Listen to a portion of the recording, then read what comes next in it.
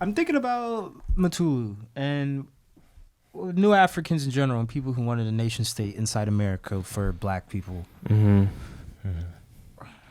Jamaica is not, without its problems, but I'm doing the mental math, and and Jamaica is not Haiti. It didn't fight for its own freedom. But Jamaica is a black nation, and it's an African nation at the same time. Like I think every white people would even acknowledge Jamaican culture as African culture. I don't know where I'm and it's going. being looted as we speak. Jamaica is ecological devastation on the island. Sandals, resorts and shit. Yeah, bauxite mining. Bauxite mining is really what I'm talking about in maroon communities. You know what I mean? And it's like, again, this is all just to this point about power. I'm just like, I know, because some people might hear me keep saying, oh, power, nation state. And it's like, no, like there's some real through lines here, because no matter your identity or whatever community you come from, if the social organization, if the social relations aren't, crafted towards, pushing against these types of top-down structures, you just end up reproducing the same systems, but maybe without white people even being there. Again, China, to your point about African, nation states, But yeah, China, point to any quote unquote racially homogenous place on the planet. Right. You're going to find exploited people. Yeah. You're going to find exploited people. I mean, again, Liberia. We can do bad all by ourselves. We know that. We can exploit black people without white people's help. In the interest of protecting black people. I mean, I keep bringing up Liberia, but they were very directly, Liberia and the state of Israel are the two things I always, I point to. And that's the fear. I want to know, what do we want here? Do we are we under the impression that we can find some kind of freedom in America? Because I'm not.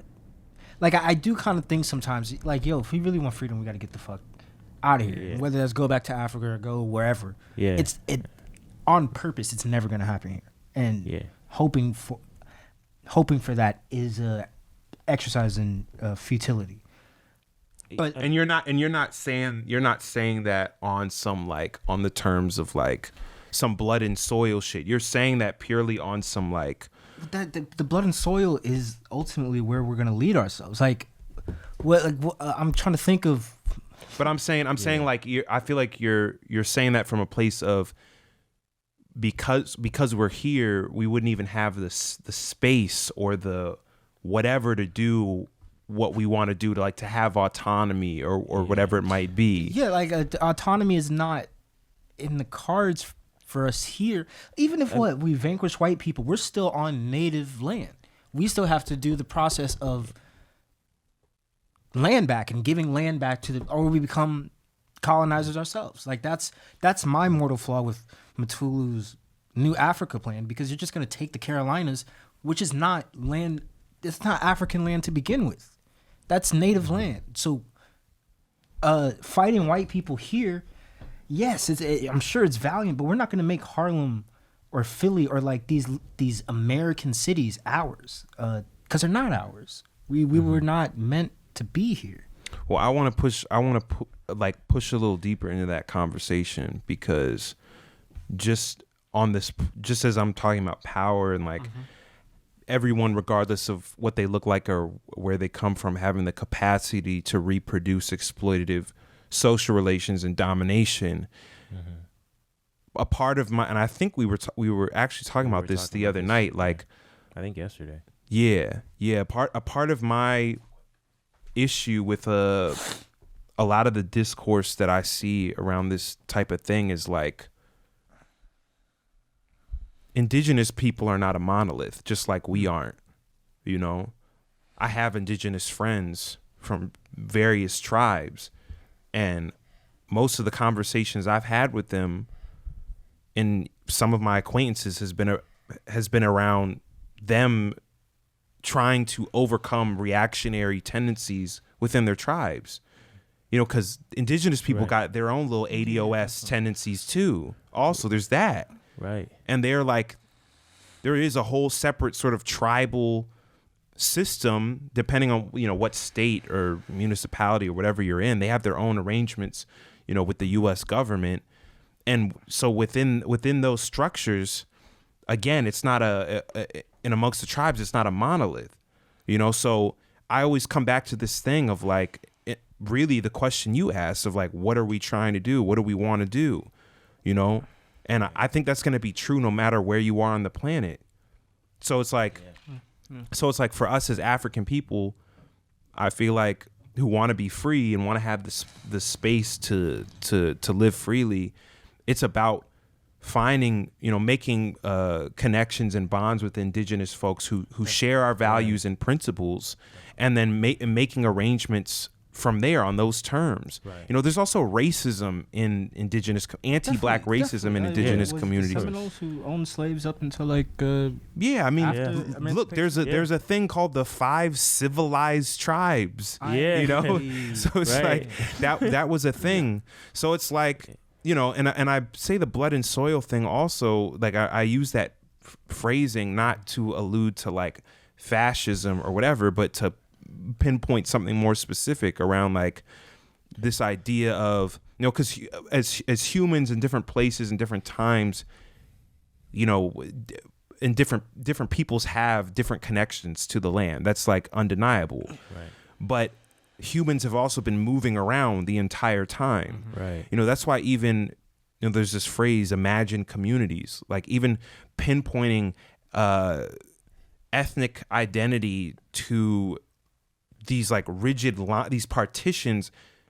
That's a colonial structure, but it also doesn't even make sense. Like you can't, you know, like even from a genetic standpoint, you know, you can't pinpoint where you know, phenotypical mutations happened on a map and say, oh, well then in this neat little box, this is the land of these peoples. Like that's not how it goes. It's really like, it's like what Zapata said, you know, it's like about you're working the land and you're living off of it, and you should control it. If you're there and you're working the land, you should control it. Right. Yeah. And it's obviously more complicated than that.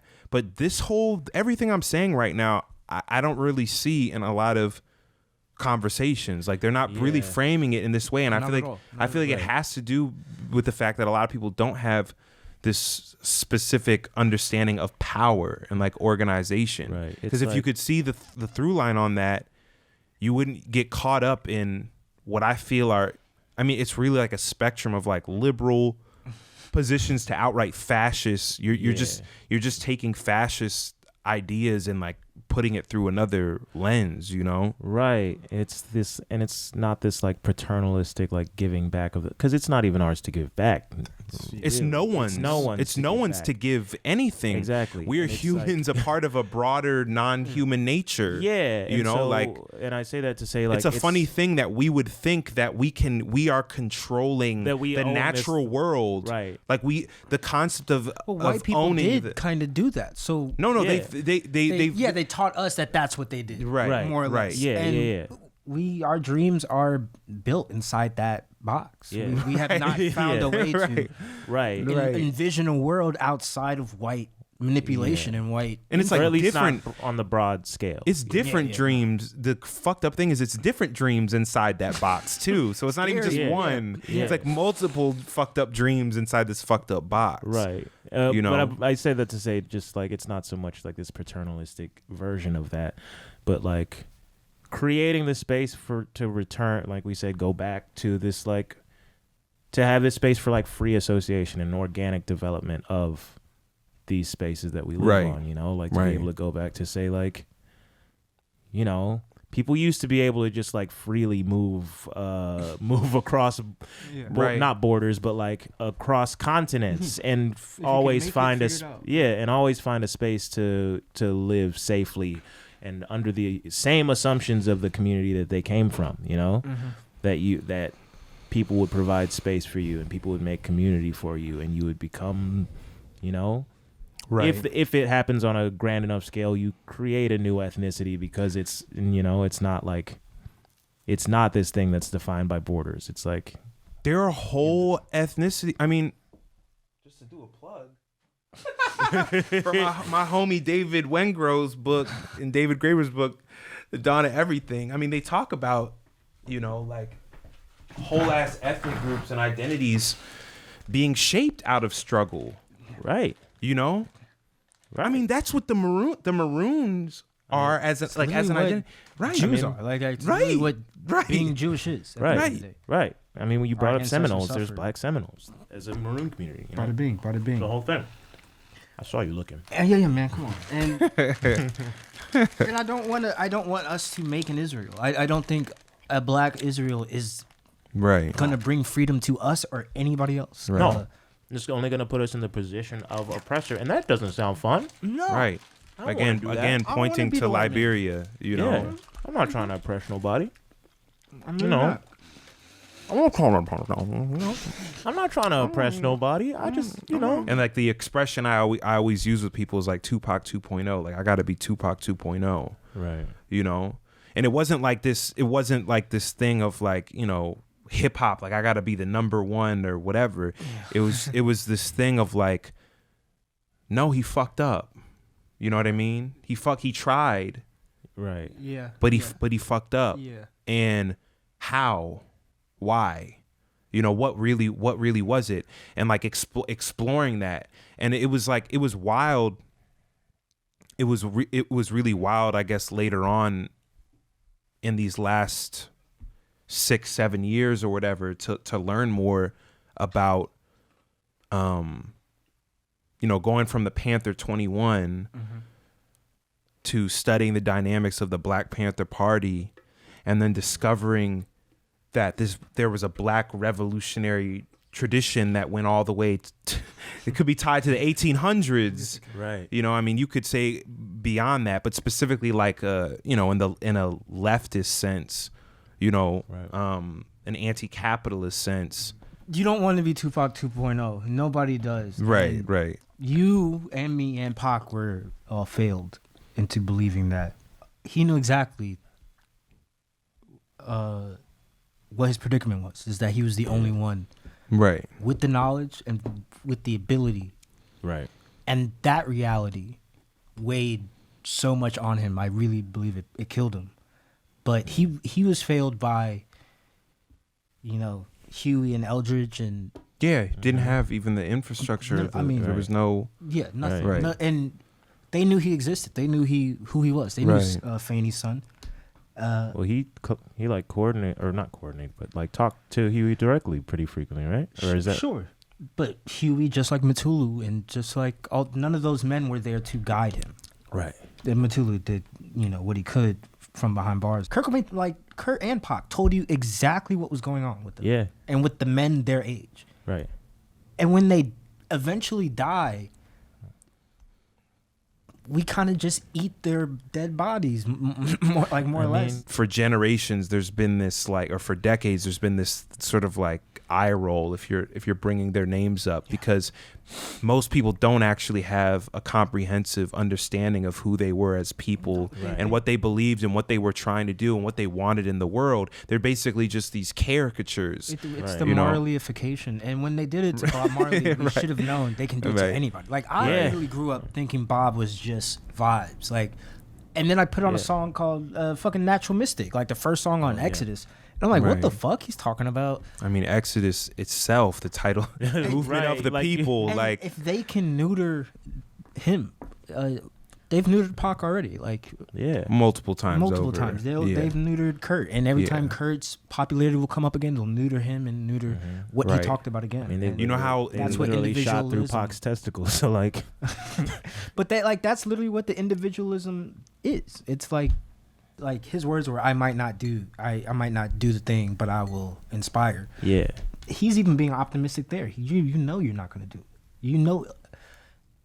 yeah, that word One might. man can't do it anyway. Yeah. Even the mind you spark is not one man. It's the millions of minds you spark. And hopefully that those millions glue together and we are no longer in a wanting for a new Pac or a new Malcolm. Right. We can transcend that entirely. Yeah. Transcend that. And I think really of put his soul to rest.